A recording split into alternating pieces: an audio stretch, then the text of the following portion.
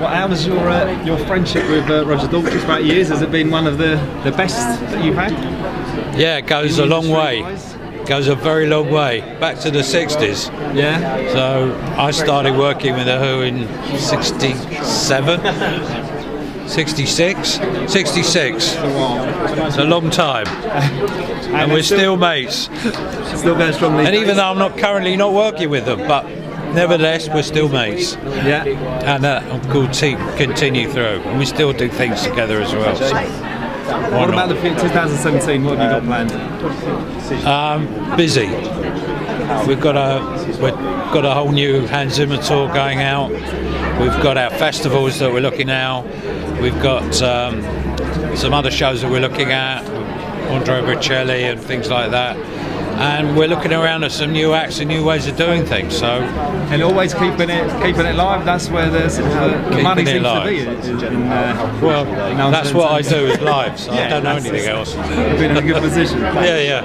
Thanks a lot for your time. It's a pleasure. Good night. Cheers. I think it's fantastic. I couldn't think of a better person to get an award for, not only for staying alive, keeping one of the great iconic bands of all time together and playing better than ever, and for all the other work that Roger does and the whole work that he did in founding the Teenage Cancer Trust and staying with it. I did 8 years with it. I moved on, and Roger really is the patron and the guy behind it, and all the other stuff that he's done. You know, over the years we've raised on shows that I've done with The Who so much money to help other people. So that's all part of it.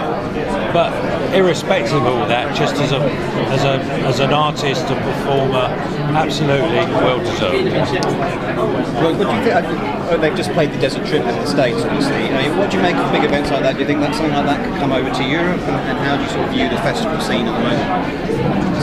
The festival scene is way overloaded, and there's no new acts. And so the Desert Trip was about all the iconic acts. We need new ones. We need lots of new acts to come through, break through into that market. We just don't have them, and it's a real problem. So, okay, you look at what they did out there, that's a one-off. We actually all been racking our brains, how do you repeat that? I don't think you can repeat it. So, that's a different thing. But for the festival scene's very vibrant in Europe, becoming so all over the world. Don't have enough acts that are coming through that are the new headliners, the new fillers, and that's a real problem. And it is for the whole industry. And it may well be that the festivals will just start to disappear, as will that form of music. It may be that is the end of it. I don't know. I'm just not seeing anything that really turns me on and says, I must have that act for my festival. I'm just not seeing it. There's a lot of criticism from secondary ticketing sites at the moment as well. I am. It just goes on and on and on. I think the industry's got to decide. The whole industry's got to decide.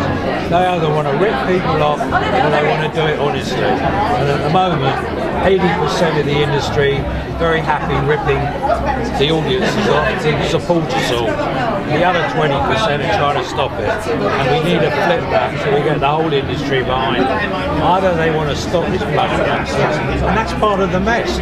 Part of the mess is the money that they raise, that they take all that extra money. It doesn't go back in the industry, it goes in somebody's bloody pocket. And even the stupid governments, successive governments, just don't get it. You have to stop it. It's bad for business. And that's the end of it. And the people that support it, that promote it, that take their, and their profits out of it, they need to think twice about it, because it's doing none of us any good. All right. What about, I don't know, streaming music? Is this something that you think could be like a fad and we'll move beyond it and we'll get straight back into something that's a bit more lucrative for the artists, or do you think that the future is going to remain in things like Spotify and Tidal and stuff? I can't, look, as we all know, that today there are there are more ways of listening to music, and more people listen to music than ever in our history. Clearly, physical records are not going to last, although there's this backlash of people that want vinyl, and God bless them, it's great. But streaming, whatever comes next after streaming, I'm not quite sure what that could or would be, but whatever that is, that's where it's at, and people are going to earn their money out of it. How do you see it having an impact on like our culture? Because suddenly no one's buying into a particular scene, because everyone's got the whole world's jukebox at their fingertips. So all of a sudden there's a kind of like a dilution in terms of identity. It's part of the dynamic of what I said before. There's no new acts. The truth is, there's no reason to be any new acts, because people, it's become very instant. Everybody wants the answers today, they want to listen to it today, and then tomorrow's gone. So the record companies don't know what to support. The promoters take whatever they can get, and the business kind of recycles. And it's about artists that had their 5 minutes of fame and then they're gone. And all the acts that we've seen in the last 3 or 4 years, how many of them have really lasted through and grown? I think you count them on one hand, if that. So it's a problem.